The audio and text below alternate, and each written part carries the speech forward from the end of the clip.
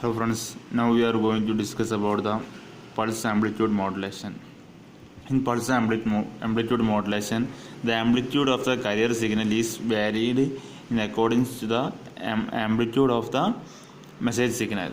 That is, here we can see that this is the pulse amplitude. This is the pulse amplitude modulated signal. Here, this is the carrier signal, and this is the message signal. We can see that the amplitude of the message signal carrier signal is varied in accordance to the amplitude of the message signal. That is the pulse amplitude modulation. Here in pulse amplitude modulation, the transmission is by pulse.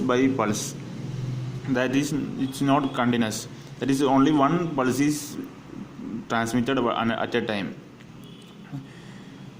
It's not continuous. Thus, the frequency of the pulse PAM signal will be similar to the baseband signal. So it can be transmitted using baseband channel. That baseband channels are the wires. That's all about pulse amplitude modulation. Now we can discuss about the PAM generation. The PAM generation is of two types: natural sampling and flat top sampling. This is the natural sampling. Here it is, we can see that the top of the pulse is as similar to the message signal. That is, it is not flat, it is similar to the message signal. In flat top sampling, here we can see that the top of the pulse is flat, all are flat. Here we can see that this is the flat top. Since it is in the top of the pulse is flat, it is called flat top sampling.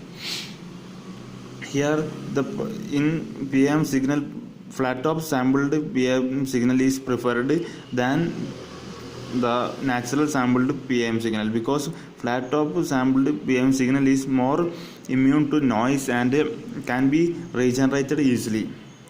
That flat top signal can be regenerated easily and is more immune to noise than natural sampling. Next, we can look the generation of PM signal. First, message signal is applied to low pass filter. Low pass filter removes unwanted noise and all other frequencies. Then it is given to multiplier. Another input of multiplier is pulse train. The multiplier will multiply the message signal and pulse train. The output of the multiplier will be the naturally sampled PM signal. Here we can, this is the naturally sampled PM signal. This is the output of the multiplier. Then the output of multiplier is given to pulse shape network.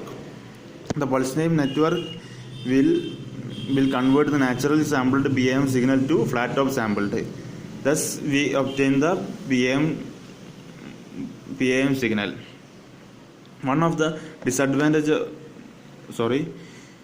this is how PM signal is generated.